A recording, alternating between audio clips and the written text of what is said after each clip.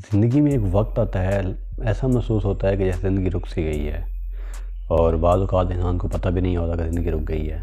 इन चंद चीज़ों पर ध्यान देकर हम जहाँ रुके थे वहीं से अपना सफ़र शुरू कर सकते हैं एक कामयाब ज़िंदगी की तरफ। किसी शख्स का इंतज़ार करना, हमें लगता है कोई शख्स बाहर की दुनिया से आएगा, हमारे लाइफ के हालात देखेगा और सब बदल देगा और नाकामियाँ निकाल कर कामयाबियाँ डाल देगा और हम एक कामयाब इंसान बन चुके होंगे।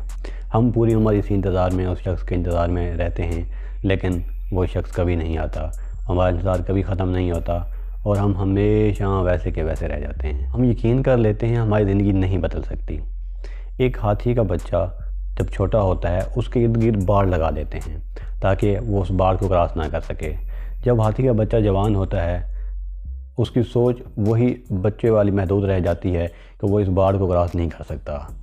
उस हाथी तो जवान हो जाता है लेकिन उसकी सोच वही छोटी रह जाती है, जिसकी वजह से वो उस छोटी सी बाड़ को कभी क्रॉस नहीं कर सकता। ऐसे ही इंसान की अकायद होते हैं। जब इंसान छोटा बच्चा होता है तो उसके माँ बाप उसको कहते हैं ये काम तुम नहीं कर सकते, ये काम ना करो, ये हो जाएगा, ये टूट जाएगा, ये नुकसान हो जाएगा।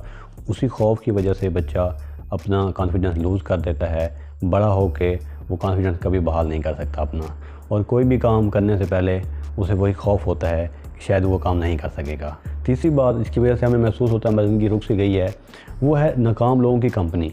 वो मनफी ख़यालात, वो नेगेटिव प्रोपेगेंडा, वो महदूद सोच हमारी ज़िंदगी का हिस्सा बन रही होती है और हमें मालूम भी नहीं होता। जब हम वो नेगेटिव कंपनी छोड़कर पॉजिटिव लोगों की कंपनी में उठना बैठना शुरू करते हैं तो उनके वसी ख़यालात, मुस्बत सोच के लिए हर काम करना मुमकिन होता है और हर काम को एक पॉजिटिव वे से देखते हैं। हमारे अंदर भी वो पॉजिटिविटी जमा होना शुरू हो जाती है। उस कंपनी की वजह से हमारी रुकी हुई ज़िंदगी चल सकती है और एक कामयाब मंजिल की तरफ हम अपना रास्ता दोबारा शुरू कर सकते हैं। Thank you.